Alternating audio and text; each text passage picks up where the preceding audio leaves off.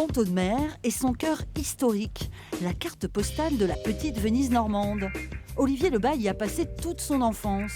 C'est donc là qu'il s'est lancé, encore étudiant il y a 2 ans, dans le jean Made in France. Depuis, la maison familiale sert toujours de siège social.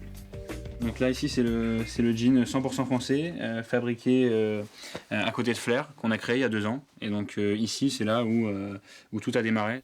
À l'époque, le financement participatif sur Internet avait été un succès.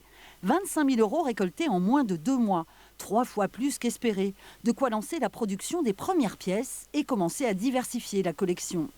Son diplôme de management aujourd'hui en poche, Olivier, avec Arthur, son autre jeune coéquipier, espère bien se rémunérer dès l'an prochain.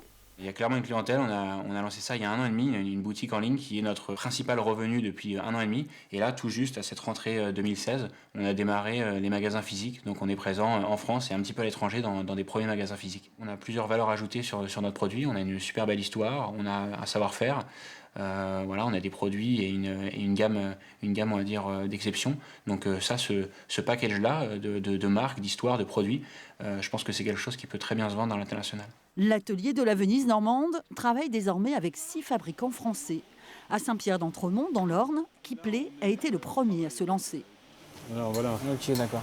différentes épaisseurs Ouais. de fil de broderie, C'est le fil. le coloris, mais ça peut être... Non, c'est beau, ouais. Je connaissais pas du tout le domaine du textile avant, donc d'ouvrir les portes de chaque usine à chaque fois c'est une difficulté.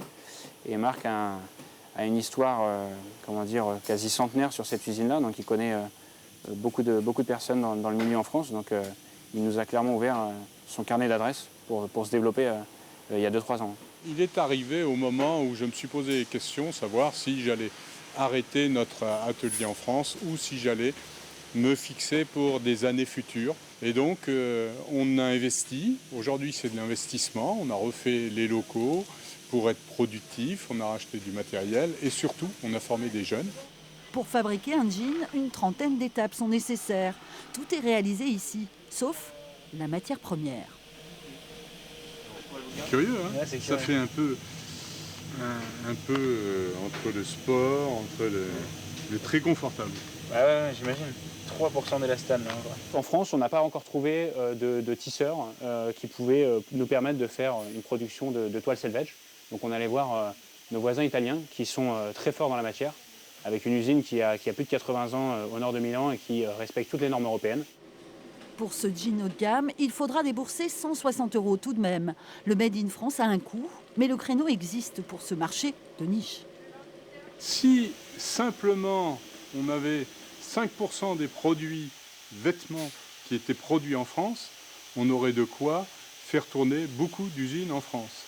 Alors c'est vrai pour le vêtement et c'est vrai pour d'autres produits. Donc c'est pas de l'utopie, je pense qu'il y a vraiment un espoir. Un espoir entretenu par la centaine de jeans vendus par mois. Grâce aux réseaux sociaux, l'atelier de la Venise normande a quelques touches en Amérique et en Asie. En 2017, il va falloir concrétiser.